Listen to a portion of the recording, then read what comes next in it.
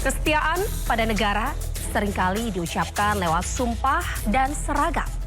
Namun bagaimana jika seragam itu dilepas dan sumpah diuji di medan perang negara lain?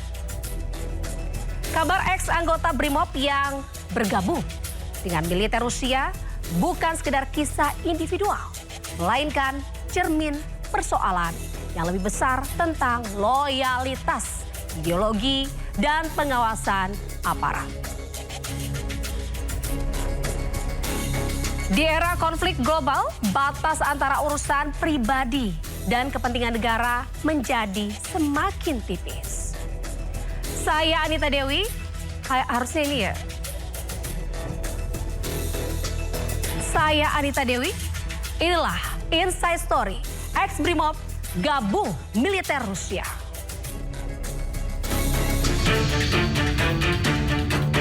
9 Desember dia buat paspor, terus langsung beli tiket tanggal 18, tanggal 19 berangkat ke Cina, lanjut ke sana. Jadi diindikasi yang bersangkutan sudah berada di sana. Hasil sidang diputuskan waktu itu yang bersangkutan tidak layak untuk menjadi anggota Polri lagi. Kalau itu ada orang siapapun, mau anggota Brimob, mau warga negara orang biasa, kalau dia bergabung dengan tentara asing tanpa izin presiden, kewarganegaraannya otomatis hilang.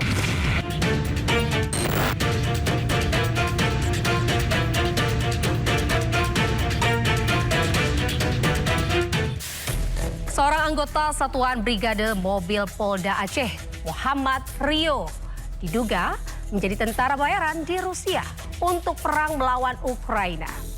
Saat ini ia telah dipecat karena disersi atau lari dari kedinasan tanpa melapor atasan.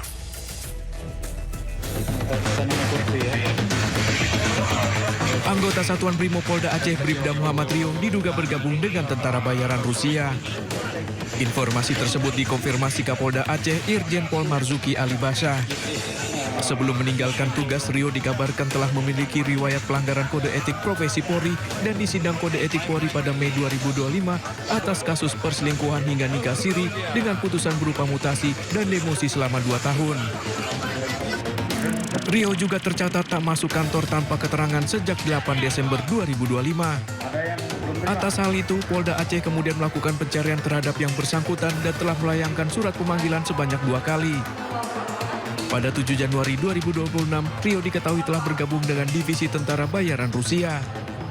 Setelah 8 Desember, mereka sudah daftar. Tanggal 18 Desember, dia sudah buat, 9 Desember dia buat paspor. Terus langsung beli tiket tanggal 18, tanggal 19 berangkat ke Cina, lanjut ke sana.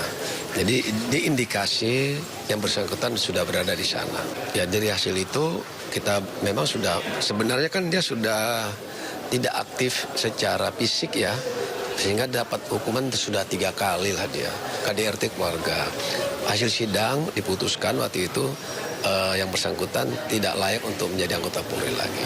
Ya, rekomendasikan untuk PTDH. Baru di PTDH kira-kira berapa minggu yang lalu ya.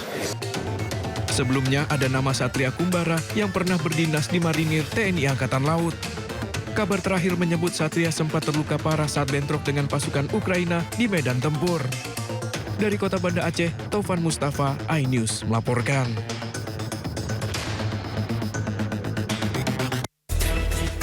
Sementara itu, Menteri Hukum dan HAM RI Supratman Andi Atas menegaskan, ini WNI yang bergabung dengan tentara asing tanpa izin presiden akan otomatis kehilangan kewarganegaraannya.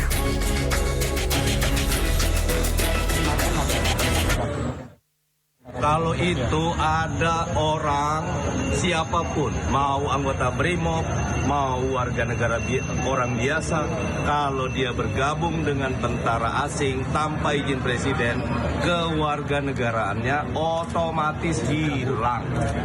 Udah, clear ya? Otomatis sama Satria Kumbara. Otomatis. Kemarin kan Satria Kumbara sempat minta tolong. Ya tadi pun dia.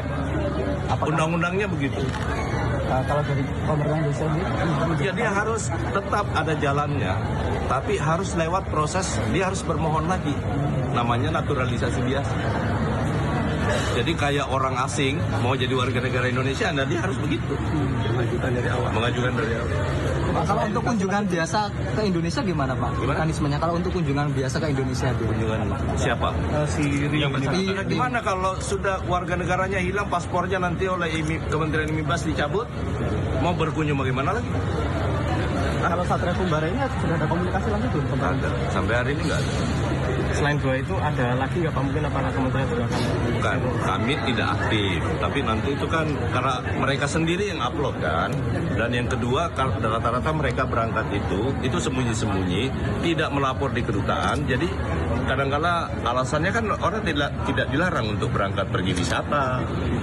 Ya kan? Nah, sampai di sana mereka sudah ada kontak sendiri, tidak melapor di kedutaan, jadi sulit untuk terlacak.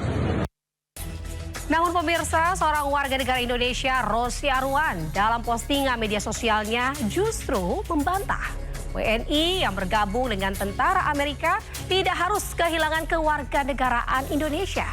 Namun, syarat wajib jika bergabung dengan Korps Perwira Militer Amerika Serikat harus berwarga negara Amerika.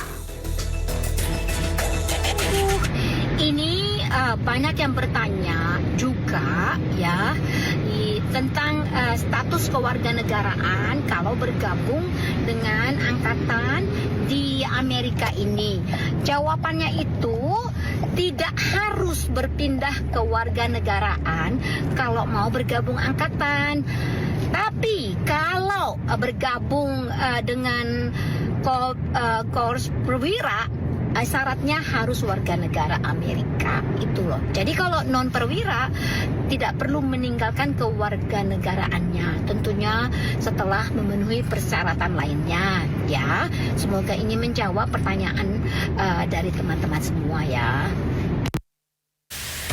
Sementara pada Juli 2025 lalu, seorang mantan marinir TNI Angkatan Laut, Satria Arta Kumbara, yang berperang bersama Rusia, meminta kembali pulang ke tanah air. Permintaan pulang Satria tersebut juga beredar luas di sosial media.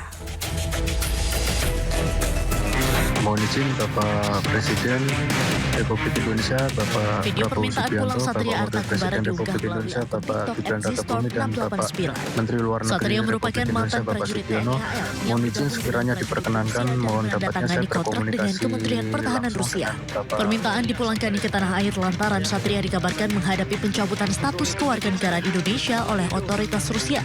Dalam unggahannya, Satria mengaku tidak mengetahui konsekuensi terkait status kewarganegaraannya akibat menyepakati kontrak dengan Kementerian Pertahanan Rusia. Dengan adanya hal tersebut, dicabutnya kewarganegaraan saya, itu tidak sebanding dengan yang saya dapatkan. Mohon izin Bapak. Dengan ini saya memohon kebesaran hati Bapak Prabowo Subianto, Bapak Gibran, Bapak Sugiono.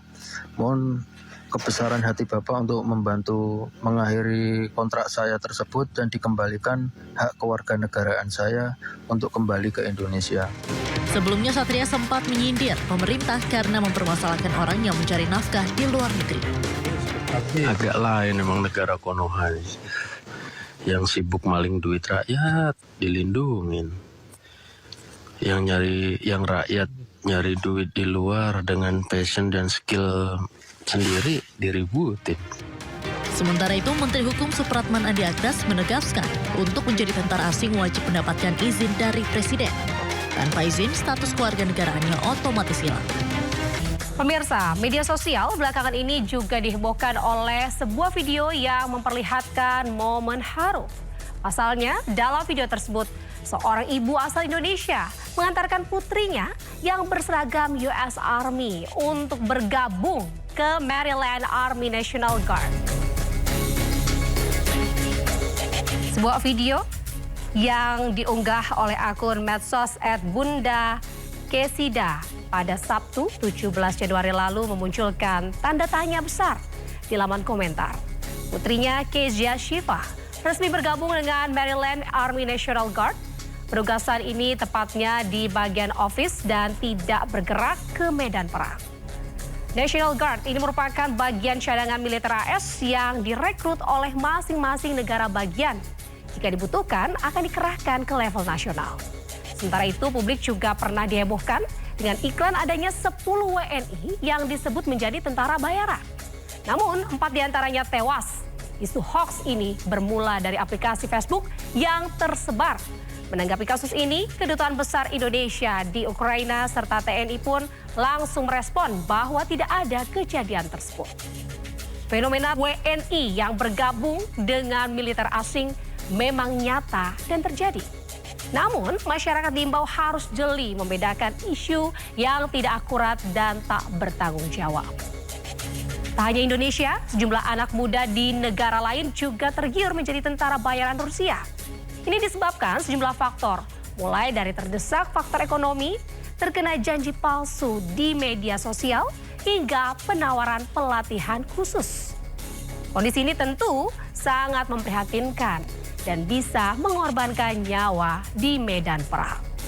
Bergabungnya WNI ke militer asing memiliki konsekuensi hukum, terutama status kewarganegaraan Indonesia. Pemirsa, Dirjen Administrasi Hukum Kemenkum RI Widodo yang memastikan WNI yang kehilangan status kewarganegaraan ini memiliki hak untuk bisa kembali ke Indonesia. Namun, siapapun WNI tersebut harus mengikuti prosedur sesuai dengan perundang-undangan yang berlaku di Indonesia. Termasuk mantan atau ex-tentara Indonesia yang bergabung ke militer asing. Nah, di dalam undang-undang kewarganegaraan kita, setiap orang tentu punya hak untuk menentukan kewarganegaraannya dan itu juga dijamin.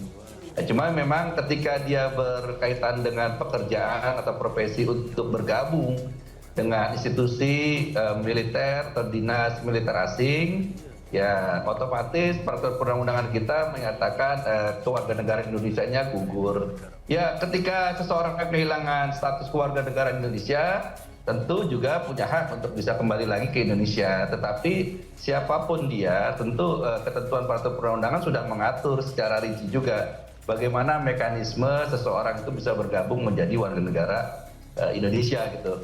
Kalau melihat posisinya ini berarti konsepnya adalah naturalisasi murni. Jadi dia harus mengikuti misalkan 5 tahun berturut-turut dia tinggal di Indonesia, atau jika dia berpindah-pindah waktunya ya melewati waktu lebih dari 10 tahun dan seterusnya. Maraknya fenomena WNI bergabung ke militer asing, termasuk ex-Brimob dan tentara Indonesia, menyisakan pertanyaan besar. Akankah dampaknya menyentuh kehormatan institusi dan negara? Atau ini hanya tentang keberanian dan profesionalisme? Di dunia yang kian terbuka, loyalitas tak bisa dibiarkan menjadi urusan pribadi semata. Sebab ketika sumpah diabaikan, yang dipertaruhkan bukan hanya hukum, tetapi makna pengabdian itu sendiri. Dan disitulah PR kita sebagai bangsa, mendengar sebelum kehilangan lebih banyak yang pernah bersumpah setia. Hari pertama sampai dengan kedua listrik padam, internet dan seluler tentunya tidak berfungsi. Hari ke-5 sampai ke-7 tekanan sosial meningkat.